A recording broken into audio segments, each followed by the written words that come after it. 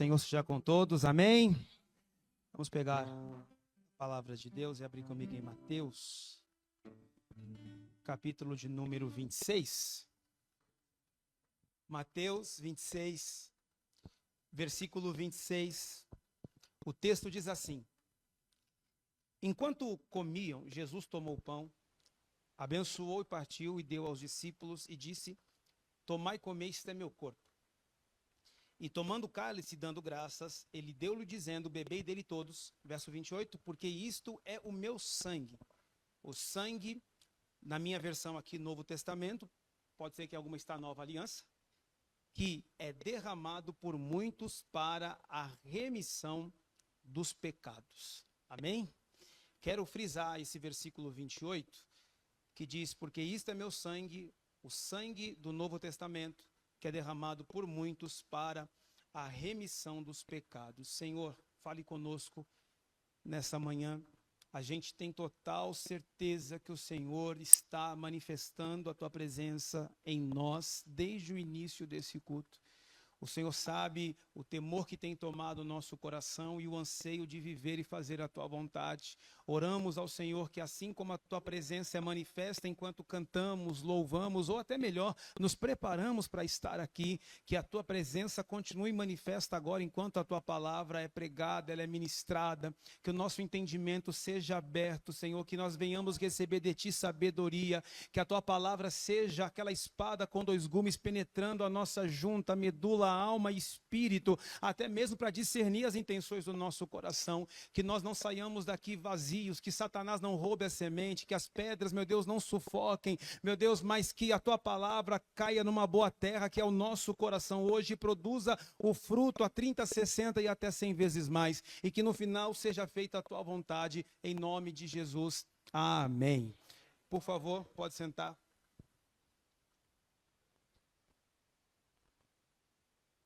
Muito provavelmente, principalmente falando das reuniões de ceia, que é o que nós estamos tendo aqui hoje, nós conversávamos numa discussão, claro que sempre no bom sentido de a gente vai fazer a liturgia da ceia antes da mensagem ou depois da mensagem, porque nós temos as cooperadoras, as tias que vão para a escolinha com as crianças, então elas têm que tomar depois, ou fazemos antes para participar todo mundo junto, e chegamos ao entendimento que é melhor sempre a ceia depois, porque trazemos uma mensagem sobre o ensinamento da Santa Ceia, porque senão depois ela perde um pouco o sentido. E pensando nisso, eu separei esse texto que é o texto pontapé inicial para a primeira chamada Santa Ceia, como nós conhecemos hoje.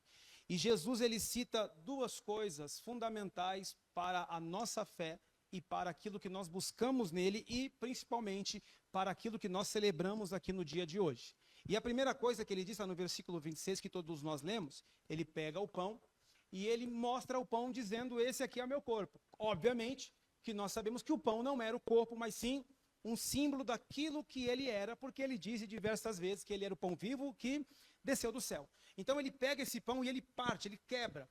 E é interessante a gente pensar que a mesa do Senhor não era uma mesa convencional como nós conhecemos hoje, que ou é uma mesa quadrada, ou até mesmo uma mesa redonda, ou aquela mesa oval que as pessoas sentam-se em volta da mesa. As mesas, talvez até hoje no Oriente Médio, é em forma de U. É em forma de U. Então, uma pessoa está numa ponta e a outra está na outra ponta. E bem provavelmente o Senhor Jesus estava bem aqui no centro, ao ponto de Pedro fazer sinal para alguém dizendo: pergunta para ele quem é o traidor. E nessa maneira Jesus, ele pega um único pão, ele parte, dá um pedaço para o que está à direita, um pedaço ao que está com a esquerda, e eles iam partindo. E quando todos pegaram o pão, ele está dizendo o seguinte: isso que vocês pegaram é o pão, mas ele está simbolizando o meu corpo que é, ele nem fala será, é partido por vocês. Assim como esse pão está sendo moído, destruído, quebrado, eu quero que vocês tenham noção que o meu corpo está sendo destruído por causa de vocês. E no versículo 28 ele diz: e esse cálice, que aqui literalmente era o vinho, ele pega e mostra: isso aqui é meu sangue. E aqui está o gancho da nossa mensagem. É o sangue de um novo testamento. Em alguma versão, de uma nova aliança.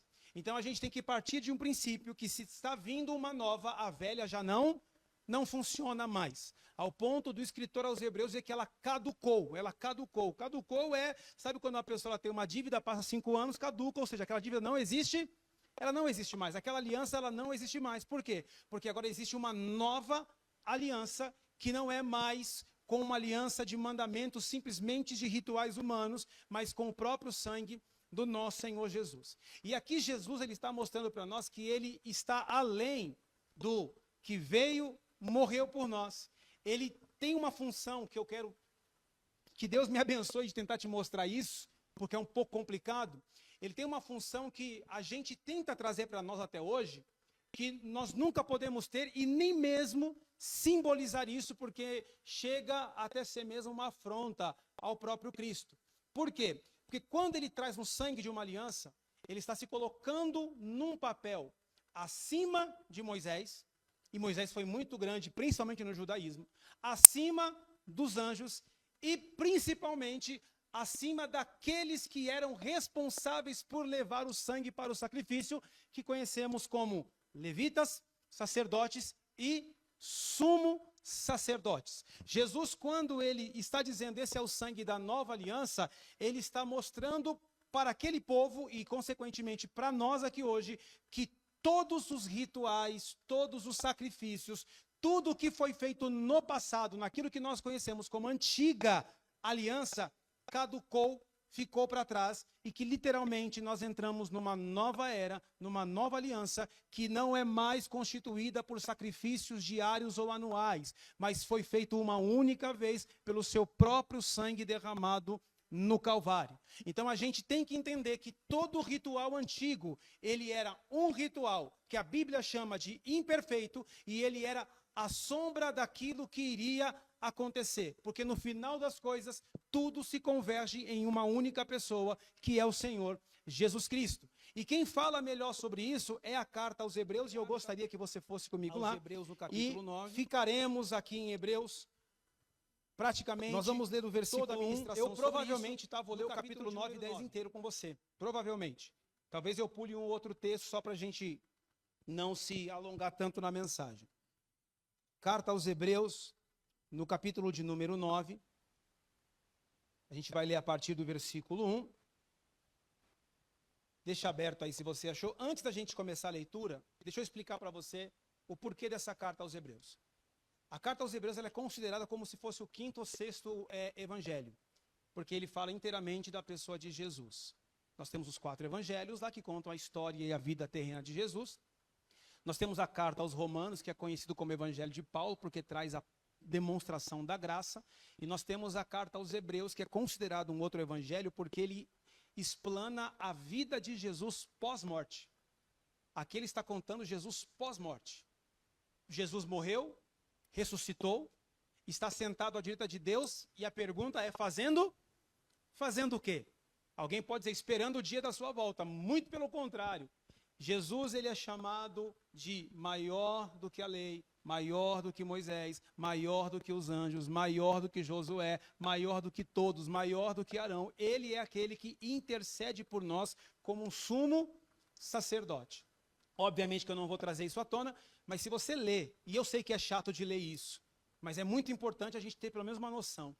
Se a gente lê Êxodo, do capítulo 25 para frente, inteiro, se a gente lê principalmente Levítico, que é o mais chato de todos, que só fala de ritual, de sangue de bode, sangue não sei de quem, e mata não sei o quê, e isso por não sei do quê, a gente vai pegar tudo isso que era feito dentro do templo e entender que tudo isso era uma sombra do que Jesus faz hoje no templo verdadeiro. Porque a Bíblia fala que tudo aquilo era símbolo daquilo que iria ainda acontecer. Então a gente tem que ver Jesus, como vocês cantaram, como todos cantamos aqui, como Rei dos Reis. Diga comigo, Jesus é Rei dos Reis.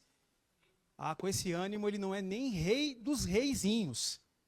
Vamos lá, diga, Jesus é Rei dos Reis, Senhor dos Senhores e Sumo Sacerdote. E a gente não vê isso sendo muito falado, porque talvez essa seja a maior função de todas. De sumo sacerdote, aquele que é o mediador entre Deus e os homens. A gente só se achega a Deus por causa da pessoa de Jesus. O sumo sacerdote, ele se apresentava uma vez por ano no Santo dos Santos, levando sangue pelos pecados do povo e pelo seu próprio pecado. E nisso as orações eram feitas e Deus recebia aquele povo. Só que a verdade que conta é que Deus nunca recebeu aquele povo, porque é impossível que sangue de bode e de touro possa perdoar pecado. Mas Jesus, ele entrou com o seu próprio sangue, não no santo do santo da terra, mas ele foi além do véu no santuário verdadeiro. E a gente vê ele como rei, ele é, como senhor, ele é, mas precisamos enxergá-lo como aquele único que pode nos colocar diante do Pai. Ele pode ser o seu rei, ele pode ser o seu senhor, mas se ele não for o teu sumo sacerdote, quem vai apresentar sacrifícios por você? Ou melhor, quem vai apresentar o sacrifício por você? Porque não são muitos sacrifícios, é apenas um sacrifício.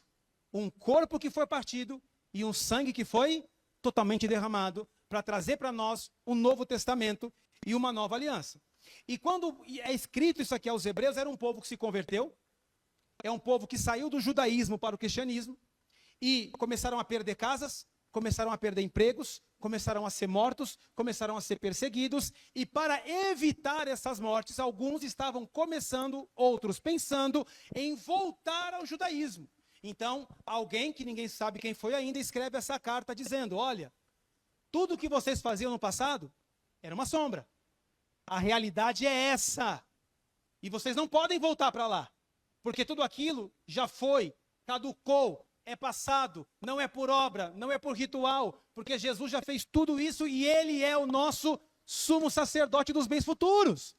Ele entrou na presença de Deus de verdade e só através dele nós podemos entrar também. Então recuar, retroceder é a pior coisa que vocês podem fazer, porque isso de fato é apostatar da fé. E aí eu chego, fazendo esse resumo grande, no capítulo 9, no versículo 1, que diz o seguinte: ora, também o primeiro tinha ordenanças de culto divino em um santuário terrestre, porque um tabernáculo estava preparado. O primeiro, em que havia o candeeiro, a mesa, os pães da preposição, ao que se chama santuário.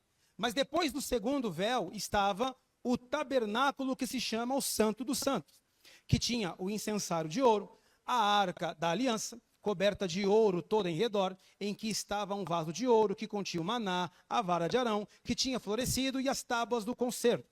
E sobre a arca os querubins da glória, que faziam sombra no propiciatório, das quais coisas não falaremos agora. Ora, estando essas coisas assim preparadas, todo o tempo entravam os sacerdotes no primeiro tabernáculo, cumprindo o serviço. Mas no segundo, só o sumo sacerdote, uma vez no ano, não sem sangue, que oferecia por si mesmo e pelas culpas do povo, dando nisso a entender o Espírito Santo que ainda o caminho do santuário estava descoberto, enquanto se conservava em pé o primeiro tabernáculo, que é uma alegoria para o tempo presente, em que se oferecem dons e sacrifícios que, quanto à consciência, isso aqui é muito forte, quanto à consciência, não podem aperfeiçoar aquele que faz o serviço, consistindo somente em manjares, bebidas e várias abluções e justificações da carne, impostas até o tempo da correção. Mas vindo Cristo, o sumo sacerdote dos bens futuros, por um maior e mais perfeito tabernáculo, não feito por mãos, isto é, não desta criação, nem por sangue de bodes e bezerros, mas por seu próprio sangue, entrou uma vez no santuário, havendo efetuado uma eterna redenção.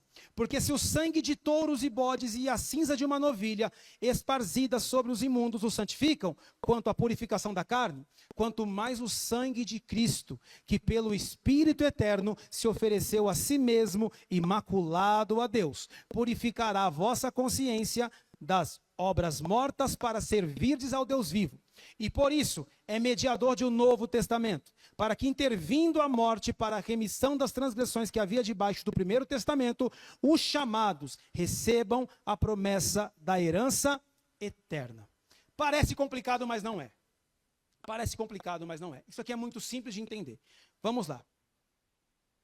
Eu disse uma vez que o evangelho Novo Testamento, principalmente, ele não é um conjunto de regras.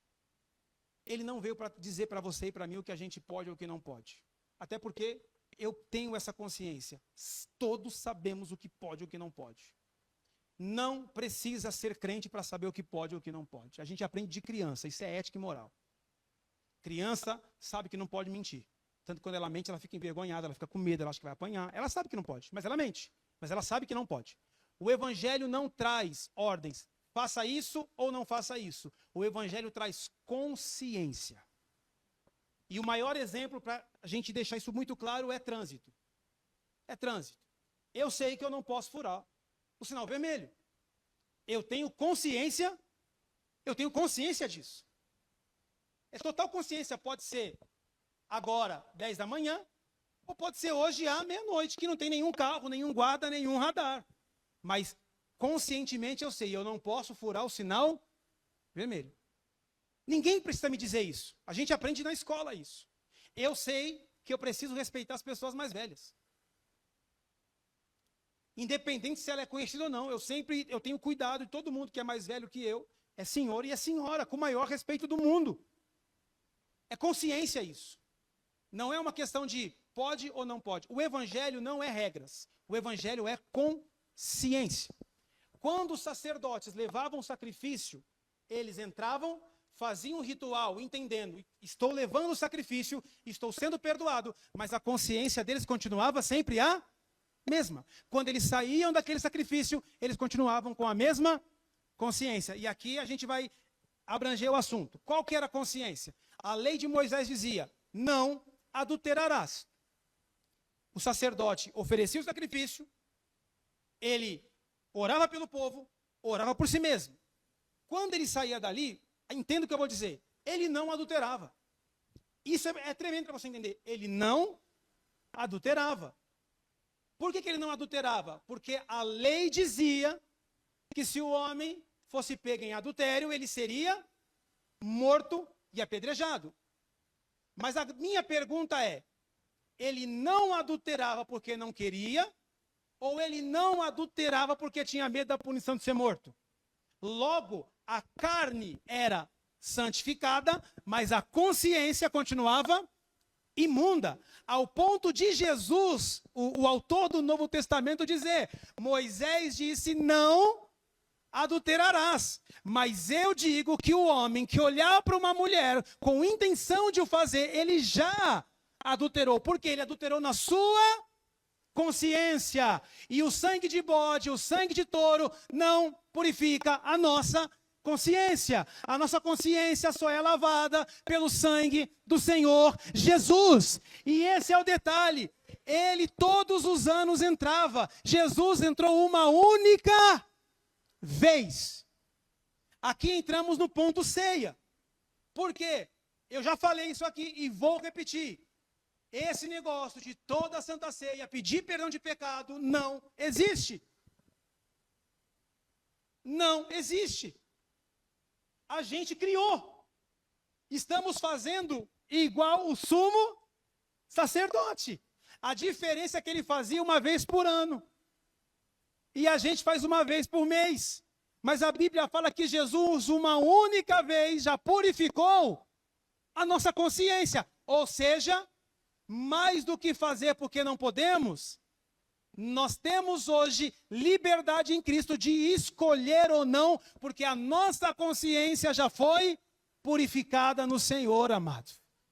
Nenhum de nós aqui, crentes, estou falando de crente agora, somos inocentes perante Ele, a nossa consciência foi purificada. Esse povo fazia sacrifício, e aí que me para um ponto. A igreja evangélica hoje, principalmente a nossa brasileira, principalmente o movimento neopentecostal, a gente sacrifica tudo. A gente só não chegou no ponto ainda, escuta, de começar a trazer animal de novo. Mas a gente é quase judeu e não sabe. Porque a gente não traz o animal, porque, cara, eu acho que ainda vai ter. Vocês vão ver isso, ainda vai ter gente que vai levar cordeiro. Vai ter. A gente não leva cordeiro, mas tudo que a gente faz, a gente julga que é um sacrifício. Pode perceber isso. A gente vai ao monte. Quem aqui já foi ao monte? De verdade, quem já foi orar no monte? A gente julga que é um grande sacrifício. Estou me sacrificando pelo Senhor. Deus não quer. Estou passando a noite aqui, Senhor. É Deus olhando para nós, porque você quer. Se você fechasse a porta do teu quarto, orasse, eu ia ouvir do mesmo jeito. Talvez eu ouviria mais. Porque você não está se sentindo merecedor de ser ouvido. Agora você sobe um monte, eu subo um monte, Senhor, eu estou pagando o preço. A gente fala isso, a gente tem essa coragem. A gente fala, eu estou pagando o preço. Aí a gente olha para Jesus na cruz, parece que ele não fez absolutamente nada, porque eu ainda tenho que pagar. Tem que pagar preço. A gente vai doar as nossas ofertas. Senhor, eu estou sacrificando. A gente não traz o cordeiro, mas a gente traz o valor dele, né? Cordeiro eu não tenho em casa. Quem tem cordeiro em casa? Ninguém cria mais cordeiro, eu acho. Mas a gente pergunta, a gente pesquisa, a gente já fez isso, infelizmente. Quanto que vale o cordeiro? E a gente não levava o cordeiro, mas levava o dinheiro, quanto ele valia. Sacrifício. A gente vem à igreja, seja ela perto ou longe, tá? A gente às vezes acha que estamos nos sacrificando em vir à própria igreja e por isso nós nos achamos dignos de ser ouvido por Deus. A gente ora a Deus, a gente murmura contra Deus, falando, será que Deus não está vendo o que eu estou fazendo? A gente faz isso. Deus não está vendo que eu oro? Deus não está vendo que eu jejuo? Deus não está vendo que eu vou para o monte? Deus não está vendo que eu faço isso? Deus não está vendo? Deus está vendo tudo, mas Deus não pediu para você e eu, para nós não fazermos nada disso. O sacrifício já foi feito. O sacrifício que vale não é o que eu faço, é o que Jesus faz. A gente, sem querer, estamos praticando o que a velha aliança dizia, incluindo a comemoração pelos pecados. A gente se reúne na ceia, e você tem que entender isso. A ceia, o Senhor fala, fazer isso em memória de mim. E Paulo vai dizer, anuncia a morte dele até que ele venha. A ceia é uma festa de celebração, gente. Eu não consigo ficar pensando nos meus pecados e ficar feliz. Você consegue? A gente não celebra, a gente faz comemoração ou recordação do que a gente fez de errado, sendo que, segundo a palavra, a nossa consciência já foi purificada nele. Isso não quer dizer que nós não vamos errar, mas quer dizer que isso é muito forte, você não será. Se você está em Cristo, você não será perdoado. Você é. É diferente. A gente tem que parar com essa ideia de que errou, Deus nos odeia. Então podemos viver no erro? Eu vou chegar nessa parte, não é viver no erro, mas a gente vai errar e Deus não vai nos odiar por isso. A gente está lutando para ser aquele filho preferido de Deus. A gente luta, se eu fizer mais, Deus vai me amar mais. O amor de Deus para conosco não muda, independente daquilo que a gente faça. A gente não é salvo porque a gente faz alguma coisa. A gente só é salvo porque cremos que Jesus, ele é o sumo sacerdote dos bens futuros e ele pagou o preço em nosso lugar. Ceia não é dia de relembrar pecado, ceia é dia de comemorar a libertação do pecado em Cristo Jesus. Você sabe que a ceia que a gente tem, ela descendiu da Páscoa judaica. Vamos recordar um pouquinho a Páscoa judaica. Vocês vão pegar um cordeiro perfeito, de 1 ano, vocês vão matar, vocês vão passar o sangue no batente da porta, porque o anjo da morte vai passar, e aonde tiver sangue ele não vai entrar. Vocês vão comer apressadamente, vocês vão correr, e vocês vão fazer isso todos os anos, celebrando a libertação de vocês. Você já parou para pensar que a Páscoa é uma celebração de libertação, não uma tristeza de lembrar que estavam no Egito? Não estou aqui para lembrar, Senhor, esse mês eu menti. Quantas vezes você mentiu? De 2 de janeiro a 2 de fevereiro. Pastor, eu não faço ideia. E não diga que você mentiu, que você já começa contando uma mentira. Vamos ficar lembrando disso? Pastor, mas a gente deve mentir? Obviamente que não. Você tem consciência que não. Isso é um sinal que a tua consciência ela foi purificada. O que a gente tem que orar é para melhorar isso. Só que a gente não chega aqui para ficar pensando nisso. A gente chega aqui para anunciar a morte dele até que ele venha. Ele morreu, ele ressuscitou, está sentado à direita, ele vai voltar. A promessa da eternidade ela vai se cumprir sobre as nossas vidas. Ele é o Rei dos Reis, é o Senhor dos Senhores, é o sumo sacerdote. Sou santificado, lavado, remido, justificado pelo sangue do Cordeiro. Esse é o reino. Não chegar aqui e ficar todo mundo, eu errei, não vou nem tomar ceia, pastor. Eu não vou nem tomar ceia, porque se eu tomar ceia, Deus vai acabar comigo. Você acha que o grande problema do pecado é a ceia. E não o pecado em si. Aí a gente faz todo um ritual judaico e de verdade pensando que somos cristãos. Mas como eu já disse aqui pregando, cristão ouve a Cristo. Não é Moisés. A gente entende o que Moisés falou e convergimos em Cristo Jesus. A gente ouve o que os salmistas falaram e convergemos em Cristo Jesus. A gente ouve as profecias e convergemos em Cristo Jesus. Quem consegue entender, diga glória a Deus. Versículo 23.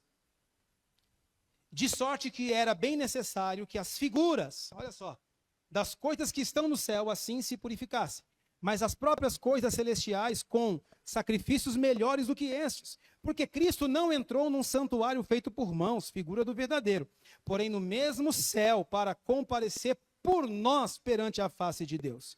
Nem também para si mesmo se ofereceu muitas vezes, como sumo sacerdote, cada ano entra no santuário com sangue alheio. Olha só, de outra maneira, necessário lhe fora padecer muitas vezes desde a fundação do mundo. Mas agora, na consumação dos séculos, em alguma tradução aí, fim dos tempos, uma vez se manifestou. Olha que forte isso, gente. Para aniquilar o pecado pelo sacrifício de si mesmo. E como aos homens está ordenado morrerem uma vez, vindo depois disso o juízo, assim também Cristo, oferecendo-se uma vez para tirar os pecados de muitos, aparecerá segunda vez, sem pecado, aos que esperam a salvação. Uma vez. Uma única vez. E esse é o ponto para mim. Ele tirou os nossos pecados. Isso não quer dizer que nós não somos mais pecadores, mas isso é muito forte. Você lembra quando a gente começou na igreja, que a gente ouvia a velha história do telão de Deus no fim do mundo? Você lembra dessa história? Porque naquele último dia, Deus vai abrir o telão. Você tem medo do telão até hoje? Se Deus colocar tudo que eu fiz na vida, eu vou me enterrar. Mas a gente tem que entender que em Cristo as coisas velhas se passaram e tudo se fez novo. Eu não acredito no telão, mas suponhamos que o telão exista. Deus vai baixar lá e vai contar a tua história. Desde quando você foi formado no ventre da sua mãe, aquela mentirinha que você contou quando era criança, imagine tudo. Mas a partir do momento que você entra em Cristo e Cristo entra em você, as coisas velhas são passadas. Então Deus mostraria a história da sua vida como se você tivesse uma vida perfeita. Isso é muito louco. E você vai olhar aquilo e falar assim, mas espera aí, e as coisas erradas que eu fiz? Mas e as mentiras que eu contei? Mas e aquele tempo que eu ficava bêbado nos bares? Não, mas e aquele tempo que eu fiz tal coisa? Em Cristo, as coisas velhas se passaram. Porque ele morreu para tirar. Gente, não é perdoar, isso é muito forte. Ele morreu para tirar os pecados de muitos. Nós somos santificados e justificados nele. Nós precisamos tentar levar uma vida santa, ou seja, aí entra a oração, aí entra o jejum, aí entra o monte, quem quiser ir ao monte, como um processo de, eu quero me santificar no Senhor. Por que eu vou no monte? Eu vou no monte porque talvez na minha casa eu não tenha espaço ou liberdade para orar quieto, sozinho. Então eu vou para um lugar onde eu fique, eu e Deus sozinho. Esse é o intuito. Por que eu vou jejuar? Nada mata mais a carne do que o jejum. Eu tenho uma tese comigo que o homem que segura a barriga, ele segura tudo. Se você consegue ficar sem comer 24 horas, arroz, feijão, carne, alguma coisa, irmão, você aguenta qualquer coisa. Você aguenta qualquer coisa, isso é um fato. Mas qual que é o objetivo aqui? Santificação, não é sacrifício. Porque a minha consciência foi santificada no Senhor. Olha o capítulo 10 de Hebreus, versículo 1. Porque tendo a lei a sombra dos bens futuros, é sombra, e não a imagem exata das coisas, nunca, pelos mesmos sacrifícios que continuamente se oferecem cada ano, podem aperfeiçoar o que a eles se chegam. Versículo 2, 10, 2.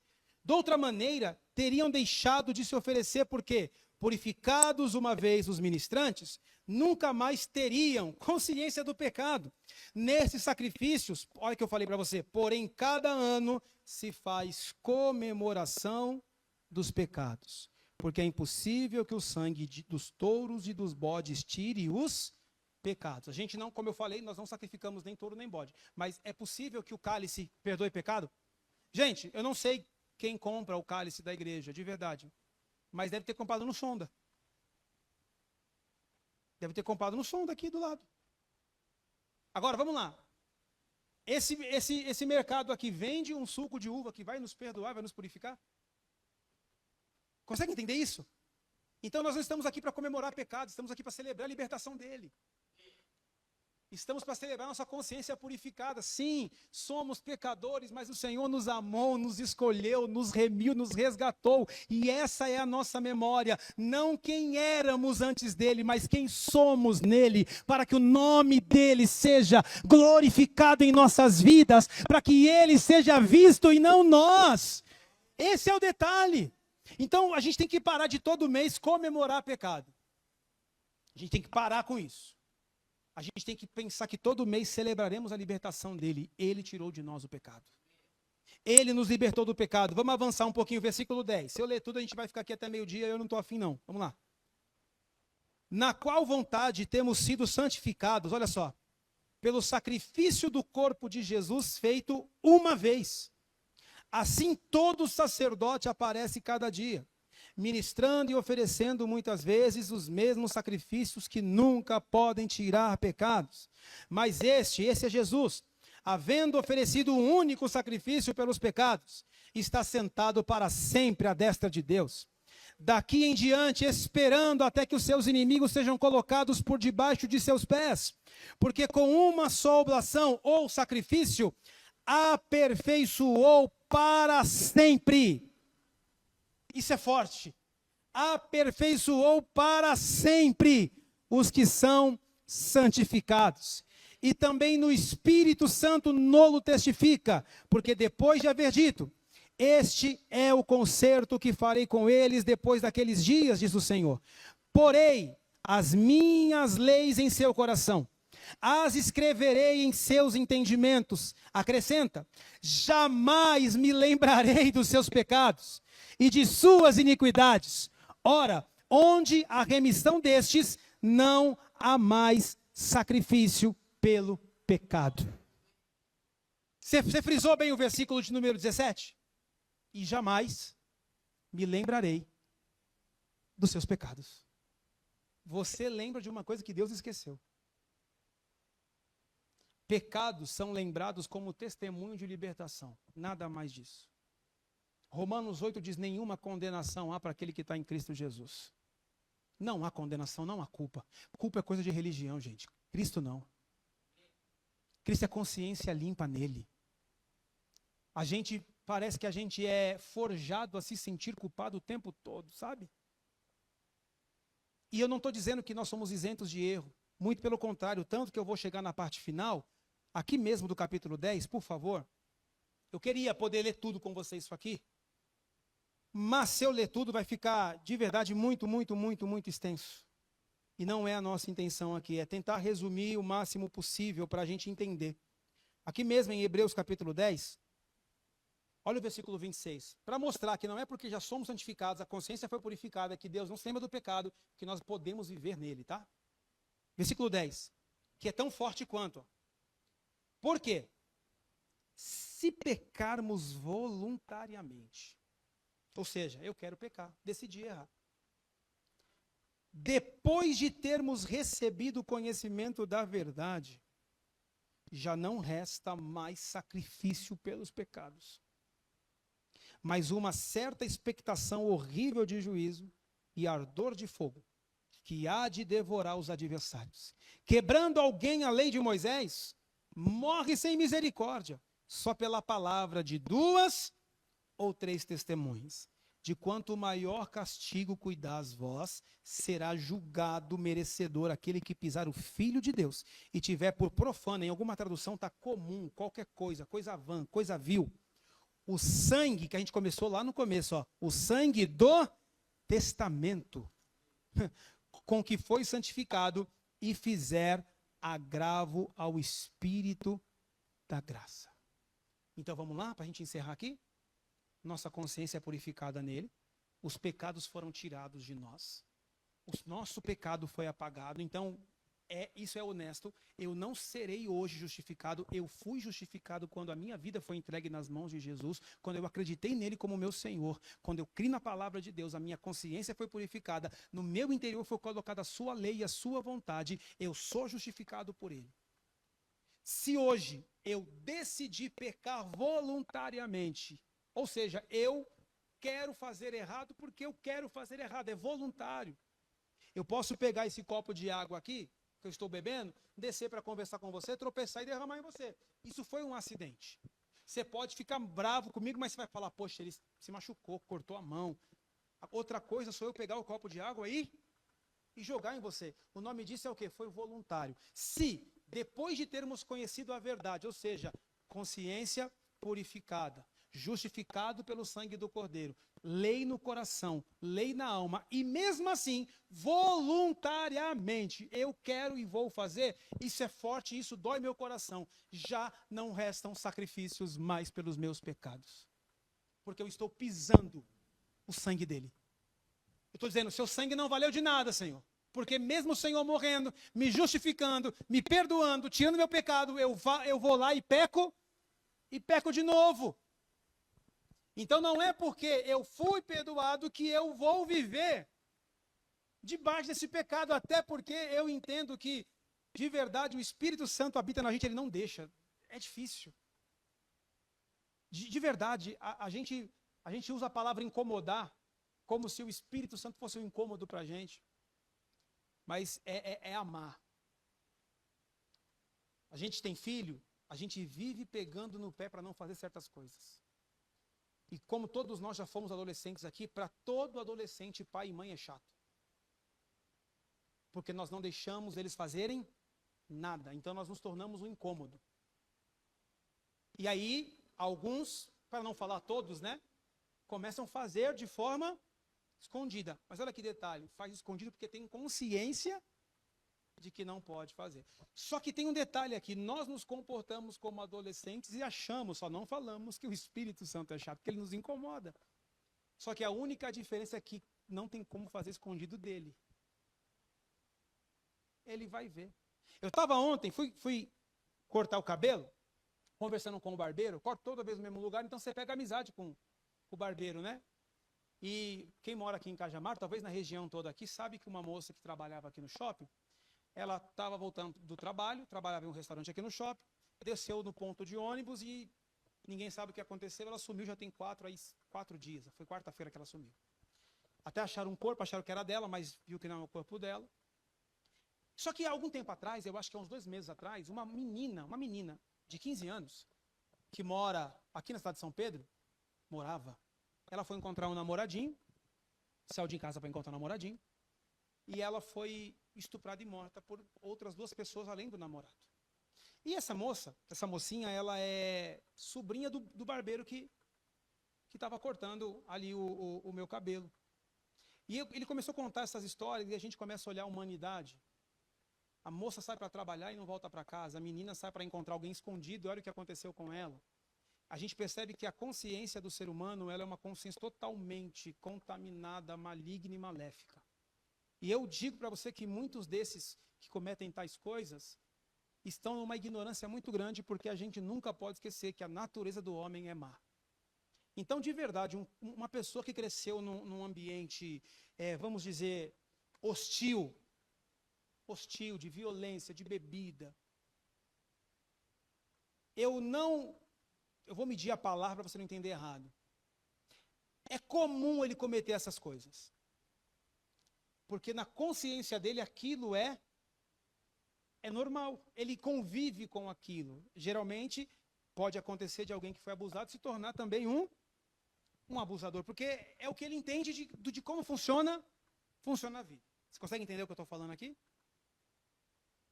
Eu nunca cresci num ambiente desse. Eu não cresci num ambiente de abuso. Eu não cresci num ambiente de morte. Eu não cresci num ambiente de... Nunca vi minha mãe apanhar. Eu não cresci num ambiente de drogas dentro da minha casa. Nunca. Esse ambiente eu não vivi, por mais que eu cresci dentro de comunidade. Mas na minha casa, meus pais conseguiram fazer uma blindagem muito grande. Eu não vivi isso. Me converti muito cedo. Estou na igreja muito cedo. Se bem que eu também entendo, estar na igreja não significa muita coisa. Existem abusadores dentro da igreja. Existem estupradores dentro da igreja. Infelizmente existem muitos. Mas eu acredito de verdade, em nome de Jesus, que hoje eu sou convertido em Cristo. Minha consciência, ela foi... O que daria na minha cabeça para cometer um ato desse? Posso eu dizer, estou falando de mim, primeira pessoa, eu não sabia o que eu estava fazendo? Eu agi loucamente? Isso nada mais é do que um pecado totalmente voluntário, meu irmão. Eu quis fazer, eu sei que não pode, eu sei que não devo. E aí eu poderia nomear muitas coisas aqui, mas não é o foco. Mas eu quero te mostrar somos perdoados, pecados foram tirados, pecados foram apagados, fomos santificados e o texto diz que fomos nele aperfeiçoados. E isso não nos exime do pecado dessa carne, mas isso nos dá força para vencer pecado voluntário. Então não é porque, eu estou perdoado, então eu posso fazer. O perdoado não vai fazer. Ele vai evitar fazer. Nós não estamos aqui para você dobrar o teu joelho e falar, Senhor, tenha misericórdia de novo. De novo. Você está só comemorando o que você faz todos os meses. Nós estamos aqui para falar, Senhor, glória ao teu nome, porque o Senhor me libertou e eu estou aqui para celebrar isso. Estou fazendo em memória da libertação que o Senhor tem para a minha vida. A grande verdade, e aqui eu encerro a mensagem, espero que você tenha conseguido entender, é que a gente precisa cada dia mais, e a gente tem conversado isso internamente de verdade. A gente precisa cada dia mais sair do evangelho de criança, do infanto juvenil e chegar no de adulto. E de entender como que a vida ela é de verdade, amado. A gente precisa entender, ter consciência. Nós somos adultos, todos aqui somos adultos. Todos aqui temos responsabilidade, nós mantemos casa, nós criamos filhos, nós pagamos contas. Nós temos responsabilidades sérias. Talvez a maior responsabilidade que um homem pode ter, e quando eu falo homem, é ser humano, é cuidar de uma família. A gente está cuidando da próxima geração. Isso é muita responsabilidade. E tendo tal responsabilidade tão grande na vida, a gente não pode ter irresponsabilidade naquilo que diz respeito à nossa alma e à nossa salvação. E aí a gente vai levando isso. Nossos filhos são assim. Eu falei pro meu filho, tem 2 passarinhos em casa. Eu sou anti-pet, eu não gosto de pet. Mas meu filho resolveu ter. Contra a vontade do pai, porque o pai não manda também em casa.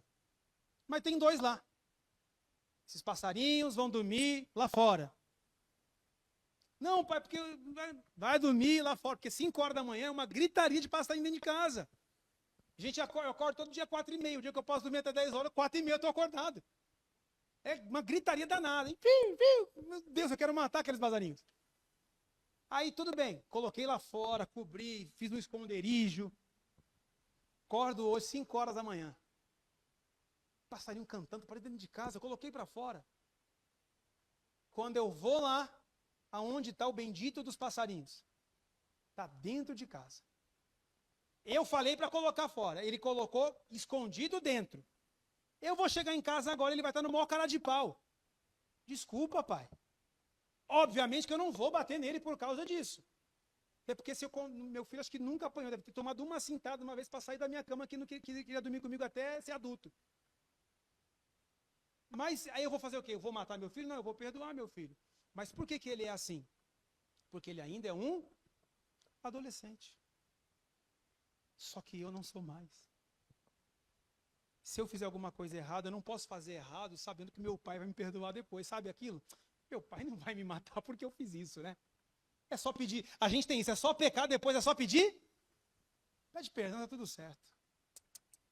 Se pecarmos voluntariamente, depois de termos conhecimento da verdade, já não restam mais sacrifício pelos nossos pecados, porque pisamos o sangue do Novo Testamento. Se no tempo de Moisés 2 pessoas falando, alguém era morto, imagine no tempo de Cristo, onde o Espírito Santo é a testemunha. Então eu quero que a gente tenha essa consciência. Não viemos aqui lembrar de pecado. Viemos aqui celebrar a libertação dele em Cristo Jesus. Amém? Vamos ficar de pé? Agora, dito isso, pastor, mas quem fez as coisas que eu fiz? Como é que faz? Bom, tem duas questões aqui. Você pode simplesmente falar, Senhor, me perdoa. Como meu filho vai falar comigo quando eu voltar para casa hoje, e amanhã o passarinho vai estar dentro de casa de novo. Eu sei disso já. Então, qualquer dia aquela gaiola aparece aberta do acaso. Ou você pode simplesmente, eu me arrependo, Senhor. E eu entendi que a minha consciência foi purificada e eu vou fugir disso. Porque pecado, gente, a gente não vence orando. Pecado a gente vence fugindo. De verdade. Eu nunca vou esquecer essa história, esse paralelo de José e de Davi na minha vida. Eu nunca vou esquecer. A mulher de Potifar ficou nua na frente de José. José não dobrou o joelho para orar. Eu vou orar para repreender o demônio que está na vida dela. Não, José vazou, meteu o pé, correu. Vou ficar aqui nada? O Davi ficou olhando a Batseba tomando banho o tempo todo, irmão. Quando ele percebeu, já era. Ele foi engodado, enlaçado. Porque pecado não se vence com oração. Oração e jejum te evita entrar na tentação. Quando o pecado está perto, você tem que fazer, da linha, corre. Então, às vezes, a gente não peca porque a gente quer. A gente peca porque está no lugar errado, sabendo que vai errar, mas com aquele pensamento, não, eu consigo. Consegue não. Sem ele, a gente não pode fazer nada. Tem situações que a melhor coisa que um crente faz é evitar. Evitar. Eu sempre falo isso, a gente conversa lá em casa. Eu sempre falo isso. Homem casado não tem amiga. Minha amiga é minha esposa. Você tem colegas de trabalho, você conversa com as pessoas, mas eu não posso ficar grudado com nenhuma mulher que não seja minha. Vou almoçar na empresa, só tenho uma colega de trabalho para almoçar, vou almoçar com ela? Eu, sinceramente, evito. Deixa ela, do lado dela, eu vou pro meu. Não, porque, pastor, não tem que ser amigo. Minha amiga está aqui, ó. Mulher casada também não tem amigo. Não, pastor, é só amizade. Uma hora dá ruim. Uma hora dá ruim. É que a gente paga para ver. E a gente não pode pagar para ver certas coisas. Fugir da aparência do mal. A questão nossa não é nem só pecar. É fugir daquilo que parece ser mal, sabe? Que Deus nos ajude. Pastor, eu errei, eu falei. Isso não te impede de pedir a Ele a graça e a misericórdia. Mas que você saiba que a consciência que Ele já tirou o pecado de você. E se a gente continuar, não são mais pecados ignorantes, mas sim são voluntários. A gente vai orar. E aí a gente vai para a ceia ou oferta? Oferta depois. Vai ser direto, né? A gente faz a ceia e depois a gente vai para a parte final. Senhor, nós estamos aqui nessa manhã. Não é para comemorar pecado. Não estamos aqui numa velha aliança, onde todos os anos, ou no nosso caso, todos os meses, nós vamos ficar fazendo memória do pecado que nós cometemos. É tão engraçado isso, Senhor. O texto diz, fazer isso em memória de mim. E todas as vezes que nós entramos na ceia, pensando, lembrando dos pecados, nós não fazemos memória do Senhor. Fazemos memória dos nossos erros. Mas hoje nós estamos aprendendo em Ti e na Tua palavra, que nós celebramos a libertação. Assim como eles se assentavam naquela mesa para comer a Páscoa, lembrando que o Senhor os tirou da escravidão do Egito, os conduziu sim por um deserto, onde não faltou pão, onde não faltou água, onde até carne teve, e os conduziu ao repouso, à terra prometida. Nós estamos aqui para fazer memória que o Senhor também nos tirou de uma escravidão, não da mão de um faraó humano, mas o Senhor nos livrou do império das trevas. O Senhor nos libertou da escravidão do pecado, porque em outrora éramos escravos do pecado. O Senhor tem nos conduzido pelo deserto dessa vida. Sim, é verdade, Senhor. Tem provas, tem dificuldades, tem lutas, mas o Senhor é tão generoso que todos os dias tem o pão na nossa mesa, tem a água, tem a carne. Meu Deus, tem a Tua presença, tem a nuvem sobre nós. E o Senhor tem nos conduzido ao repouso eterno, a Jerusalém celestial, a promessa eterna que está preparada desde a fundação do mundo. É isso que nós estamos aqui para fazer, celebrar a nova vida no Senhor, celebrar a libertação no Senhor, celebrar que somos lavados, remidos, santificados pelo Senhor, que é o sumo sacerdote dos bens futuros. Deus querido, sim, também é momento de arrependimento.